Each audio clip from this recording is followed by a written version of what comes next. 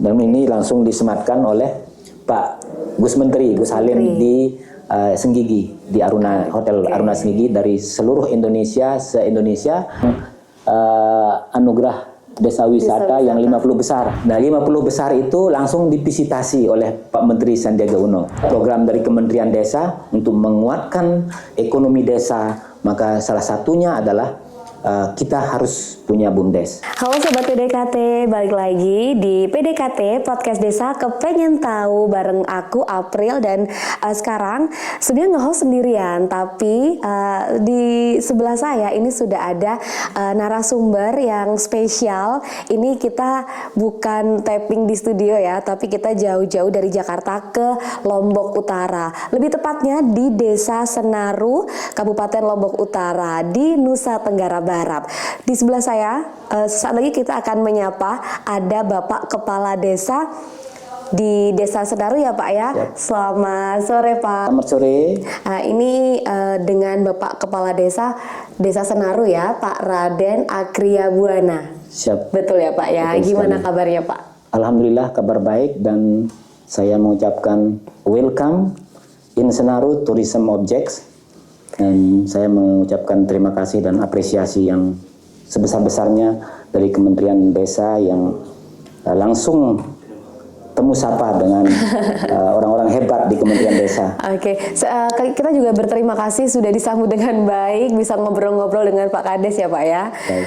Oke, nah kalau saya sebelum kesini kan saya udah kepo-kepo nih Pak di Instagramnya Lomba Desa Wisata Nusantara. Nah, di Desa Senaru ini ada salah satu objek wisata yang sangat menarik perhatian, apalagi sampai menang ya Pak ya di Lomba Desa Wisata Nusantara. Itu ada air terjun Tiu Keleb, betul ya Pak ya pengucapannya? Oke, itu air terjun gimana sih Pak sampai akhirnya menang gitu? Bagaimana? Alhamdulillah kita memang Senaru ini bukan hanya sekarang saja dikenal, tetapi 2021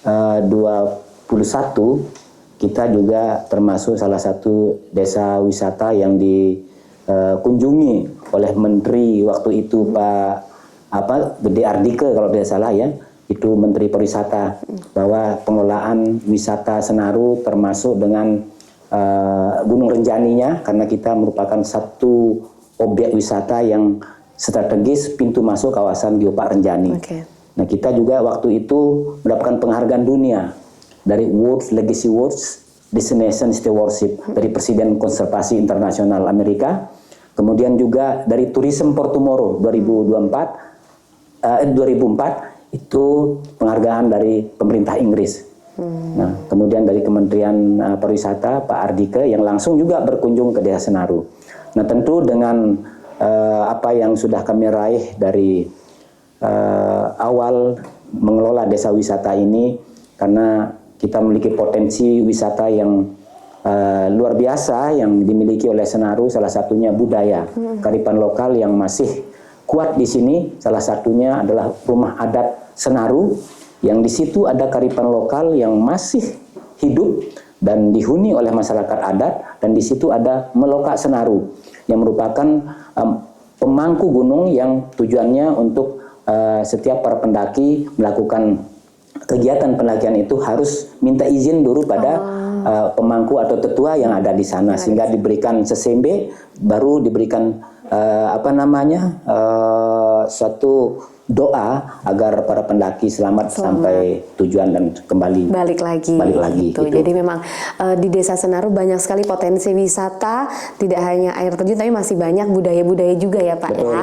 Tapi sebelum nanti kita kulik-kulik lagi tentang wisata-wisata yang ada di Desa Senaru, tapi di sini Pak, desanya ada apa aja sih Pak di Desa Senaru ini, sebelum kita nanti ngomongin tentang wisata yang tadi kan kita udah spill dikit nih Sobat PDKT. Tadi ada Miss Universe ya Pak ya, datang Miss Universe loh, udah nggak main-main lagi loh, dari Putri Indonesia juga, dari Putri Indonesia ya. Juga kesini. Nah terus kondisi Desa Senarunya, misalnya potensi-potensi yang ada di sini atau masyarakatnya seperti apa, bisa dijelasin nggak Pak? Atau emang dulunya di Desa Senaru ini seperti apa Pak?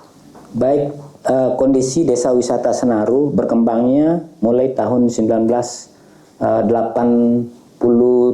ya. Itu sudah mulai ada tamu yang awalnya itu menginap di rumah penduduk ya.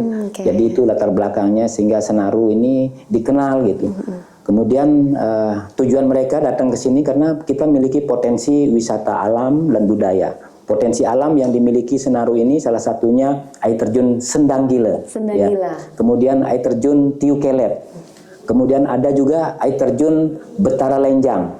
Dan ada juga Tumpasan Senaru dan ada Tiu di sana. Tiu itu adalah kolam bahasa adatnya. Nah, lebih Tiu Tumpasan Senaru ini digunakan untuk ritual-ritual adat ya. Itu yang ada di Senaru. Kemudian kami memiliki rumah tradisional ya yang sampai sekarang ini masih ada di Desa Senaru yang menjadi ikon desa wisata, yaitu Balai Adat Senaru.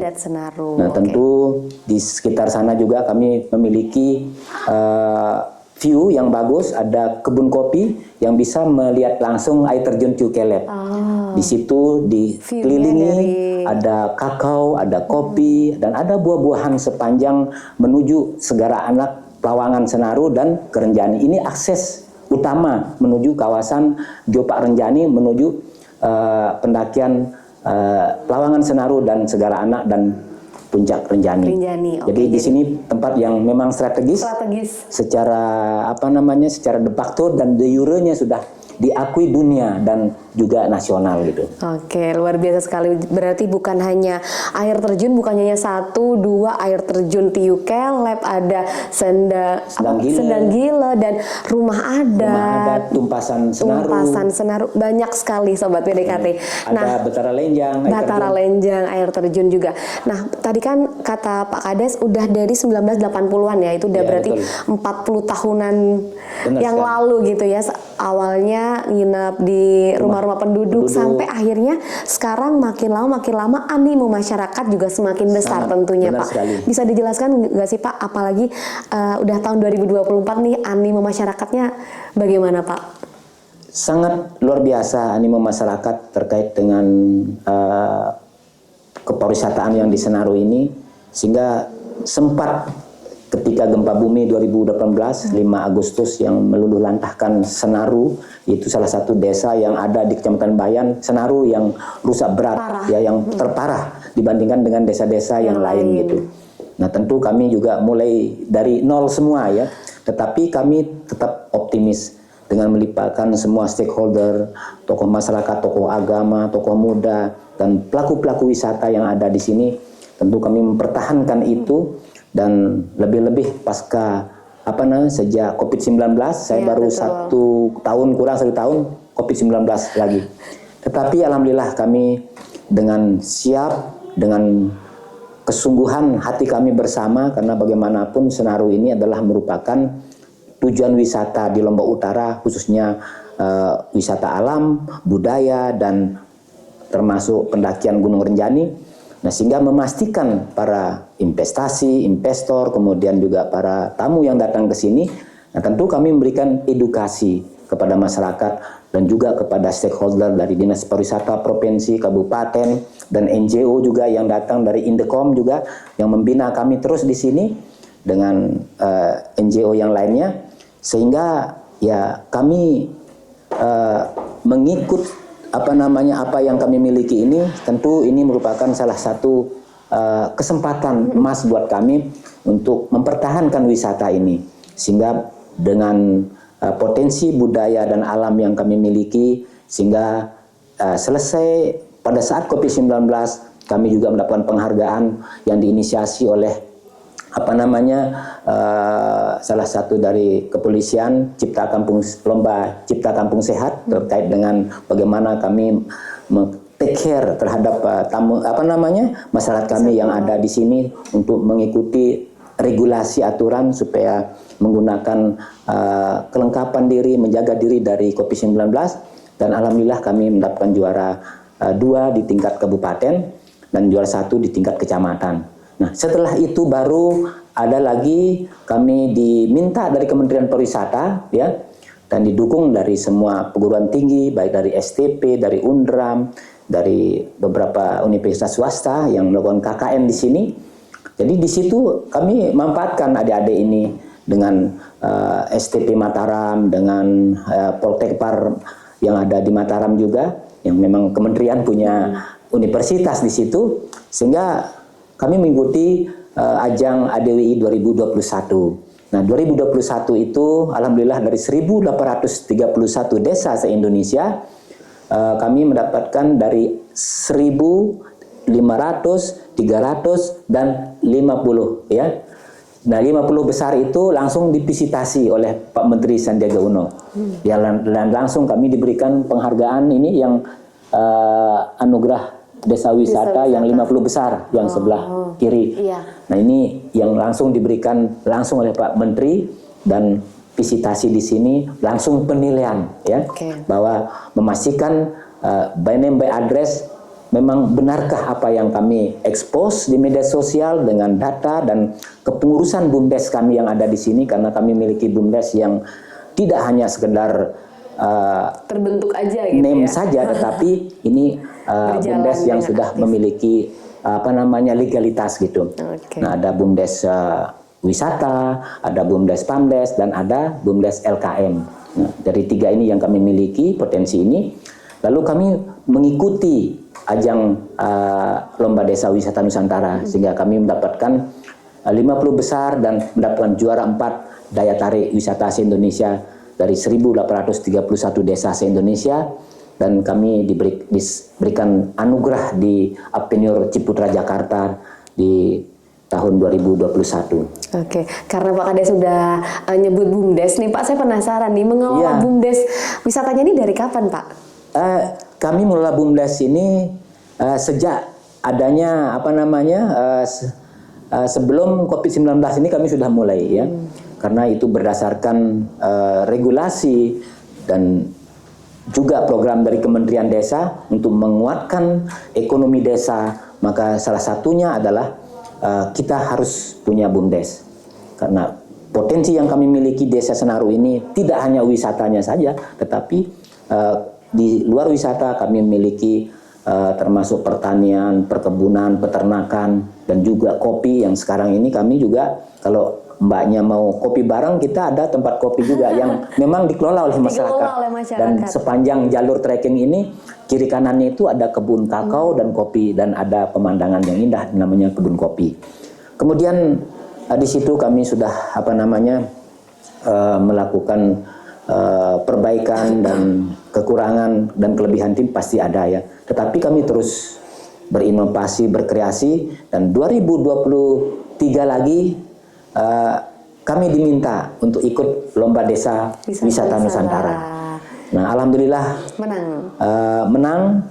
Kami juara dari 2 kategori tematik dan 1 desa maju dan mandiri. Dan ini langsung disematkan oleh Pak Gus Menteri, Gus Halim di Senggigi, di Hotel Aruna Senggigi, dari seluruh Indonesia, se-Indonesia, dari 2.200 desa yang sudah mendaftarkan diri, dan alhamdulillah mewakili NTB dan Lombok Utara dan kecamatan di Desa Senaru.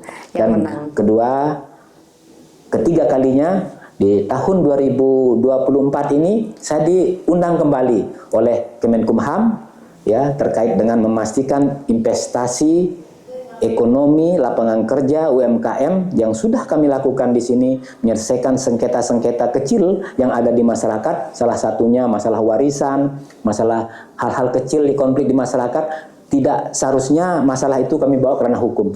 Kami ajak musyawarah, libatkan dengan stakeholder yang ada di desa. Kebetulan kami juga ada tokoh adat, tokoh agama, tokoh masyarakat. Itu terbentuk dalam satu kelembagaan namanya Majelis Keramat Desa. Ini salah satu membantu ya, mitra kerja kepala desa dalam menyelesaikan sengketa-sengketa. Ketika dari lembaga ini tidak menyelesaikan, kami akan duduk bareng, memanggil para pihak yang bersengketa, lalu kami dudukkan bersama di desa ini, memberikan edukasi win-win solution. Sehingga persoalan-persoalan ini tidak harus kita bawa ke ranah hukum. Betul. Kecuali kalau kriminal besar, hal-hal yang sifatnya merugikan orang banyak, korupsi, itu kami tidak berani. Tetapi kalau hal-hal kecil, kalau curi ayam, curi kambing, masa kita mau penjarakan masyarakat, sepanjang dia mengakui dan mengembalikan itu, ya kita selesaikanlah. Apalagi sengketa atau warisan, ini yang sering terjadi. Kami selalu memberikan pandangan-pandangan.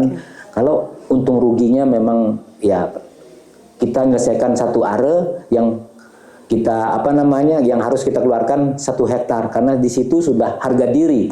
Tapi kalau kita selesaikan dengan secara kekeluargaan, secara damai, insya Allah tidak ada perselisihan, tidak ada lagi kesenjangan sosial. Nah, inilah kami diberikan penghargaan. Secara pribadi saya disematkan NLP, Non Litigation Pacemaker. Ini ada pinnya ini. Ya, ini langsung dari Pak Menteri Yasona Lawli, Kemenkumham.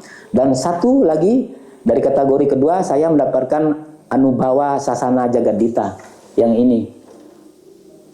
Itu 2 kategori saya dapat mewakili NTB juga di tahun 2024 1 Juni kami apel bersama yang dipimpin langsung oleh Kemenkumham dan kami visitasi di Mahkamah Agung karena ini adalah merupakan program Mahkamah Agung untuk menyelesaikan sengketa-sengketa di Desa Senaru. Bukan di seluruh Indonesia, tetapi alhamdulillah kami diberikan satu reward dan penghargaan kembali yang ketiga kalinya di tingkat nasional.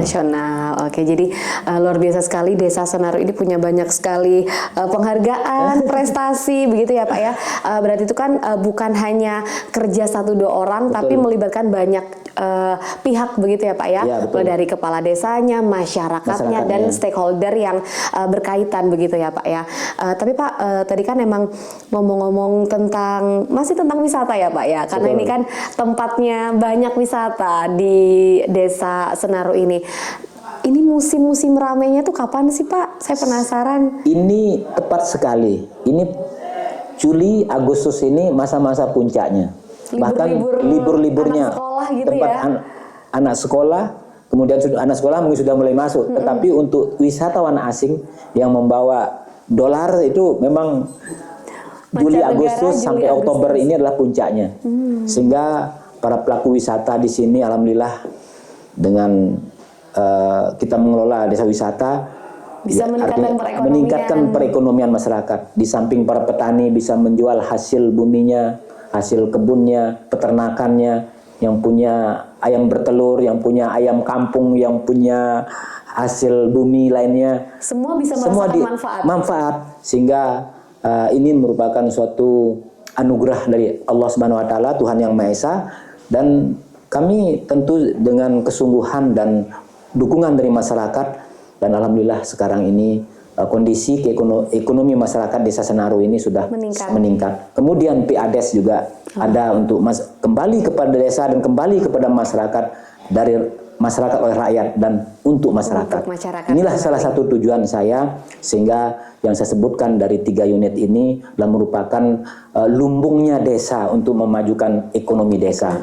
Kalau bahasa Senarunya itu namanya apa istilahnya itu seperti lumbung, tetapi kalau masa-masa paceklik itu disimpan oleh masyarakat itu untuk menjaga masa-masa transisi, ya disebut geleng, itu namanya lumbung gitu. Kalau bahasa geleng itu adalah lumbung, itu adalah safety-nya masyarakat ketika masa-masa transisi, mungkin antara musim kemarau ke musim hujan, mereka punya persiapan-persiapan itu untuk masa pacekliknya. Oke, luar biasa sekali. Jadi berarti bulan-bulan ini Agustus sampai Oktober rame-ramenya ya Pak ya? Kayaknya orang sudah. Satu hal yang menarik Mbak ya, yang kami miliki di sini tidak hanya laki-laki saja yang menjadi pelaku wisata ini. Sebagai kepedulian kami terhadap gender, di sini ada juga namanya Persatuan Women Guide. Women Guide ini adalah perempuan-perempuan yang sudah selesai sekolah, yang tidak bisa melanjutkan sekolahnya, anak-anak muda, dia punya kemampuan komunikasi, hospitality, dan didukung oleh semua pihak pelaku wisata termasuk dari Dinas Pariwisata, Provinsi, Kabupaten, dan NGO, mengedukasi, memberikan pelatihan hospitality, bahasa Inggris, pelayanan, dan lain-lainnya, termasuk hotel-hotel yang lain. Sehingga di sini namanya Woman Guide, Woman Guide Adventure. Jadi dia yang menjelaskan budaya-budaya yang ada di desa. Yang mau lihat orang acara pernikahan, perkawinan, atau acara-acara adat, dia yang menjelaskan pakaiannya harus pakai apa, makanannya apa. Terus ketika kita mau ke sana, ya kebiasaan di sini yang dibawa. Jadi yang perempuan tentu pakai baju, pakai kain bayan. Kemudian juga begitu dia mau ke sana, kadang dia bawa apa namanya oleh-oleh lah, bukan sebagai bentuk welcome-nya, terima kasihnya. Mungkin yang perempuan dengan ada beras 1 kilo, ada gula di situ, itu dengan bakul sebagai bentuk terima kasihnya kepada yang punya acara. Kemudian kita laki-laki juga dijelaskan ya pakai sapu seperti saya ini, pakai kain yang memang dipakai untuk acara-acara ritual atau keagamaan maupun acara seremonial lainnya. Dan mereka juga senang sekali dijelaskan. Dan mereka ikut berinteraksi, ikut antusias memasak sampai makan bersama. Karena mereka kan gratis, tidak perlu apa-apa gitu. Nah, inilah salah satu ikon yang kami bangun di Desa Senaru ini, tidak hanya alam budayanya, tetapi SDM-nya harus kami tingkatkan, hospitality-nya. Jadi Woman Guide ini adalah salah satu guide perempuan yang membantu dan melindungi hak-hak perempuan juga terhadap persoalan-persoalan, ya supaya ikut juga terlibat menikmati wisata ini. Kemudian juga guide panoramanya, melihat situs-situs. Kami juga ada situs Bongontor yang dulu peninggalan animisme masih ada di sini. Kami memang ada di sini yang sudah di SK-kan oleh bagian kebudayaan nasional, menjadi aset negara yang pasti secara de facto maupun de jure-nya kami memiliki SK desa wisata baik dari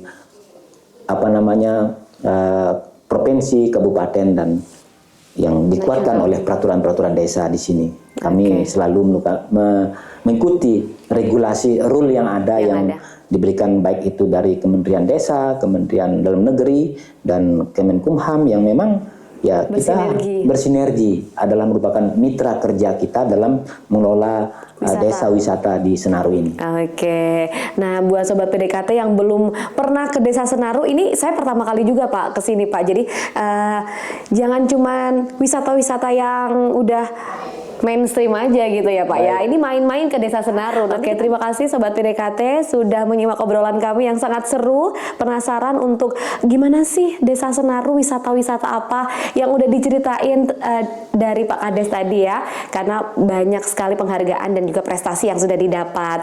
Jangan lupa PDKT akan tayang setiap hari Jumat jam 5 sore di YouTube channel BPI Kemendes BDTT.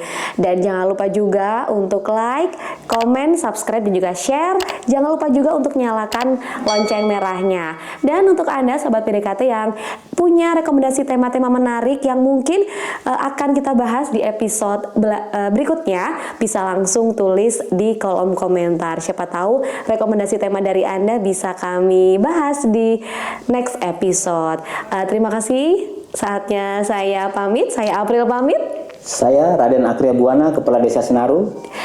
PDKT makin dekat dengan desa.